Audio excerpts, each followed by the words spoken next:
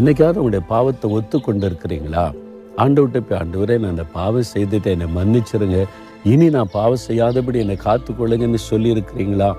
நீங்க சொல்லிட்டா உடனே மனம் இறங்கி அந்த பாவத்தை நீ நினைக்கவே மாட்டார். மனிதர்கள் மன்னிப்பாங்க, ஆனால் அதை நினைச்சுக்கிட்டே இருப்பாங்க. மன்னிச்சுட்டேன் அப்படி சொன்னாலும், என்ன இருந்தாலும் அப்படி நீ பேசினதானே, இப்படி செஞ்சல அப்படி சொல்லுவாங்க. ஆண்டவர் மன்னிச்சு நீ நினைக்கவே மாட்டாராம். அதுதான் ஆண்டோடைய அன்பு. அப்போ பாவியாக நீங்க ஆண்டோடைய சமூகத்துல போய் அவரால் மன்னிக்கப்பட்ட பிறகு அவர் எப்படி பார்க்கிறாராம்? பரிசுத்தவான்களாய் பார்க்கிறாராம். ஆண்டவரே நான் இப்படிலாம் பாவம் செய்தேனே, உன்னை திரும்ப சொன்னா நீ எப்ப செய்யற?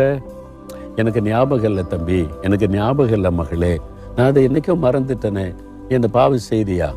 இல்லை, என் ரத்தத்தினால நான் உன்னை கழுவிட்டேன், அந்த பாவம் எனக்கு ஞாபகத்தில் இல்லை அப்படி சொல்லுவாராம். எவ்வளோ அற்புதமான ஆண்டவர்!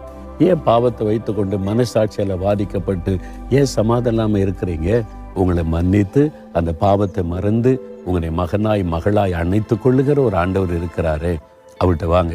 இன்னைக்கு இயேசுவை பார்த்து சொல்லுங்க, அப்பா உங்ககிட்ட நான் வரேன், என் பாவத்தை நான் ஒத்துக்கொள்கிறேன், என்னை மன்னிச்சிருங்க, என் பாவத்திலேருந்து எனக்கு விடுதலை கொடுங்க, இனி அந்த நினைப்பே எனக்கு வரக்கூடாது அப்படி சொல்றீங்களா? ஆண்டவர் உதவி செய்வாராம். அதுக்கு தான் அவர் சிலுவையில் ரத்தம் சிந்தினார். இயேசு கிறிஸ்துவின் ரத்தம் சகல பாவத்தை இன்னைக்கு நம்மை சுத்திகரிக்கும். அப்படி உங்களுடைய இருதயத்தில் கை வைத்து ஜெபிக்கிறீங்களா?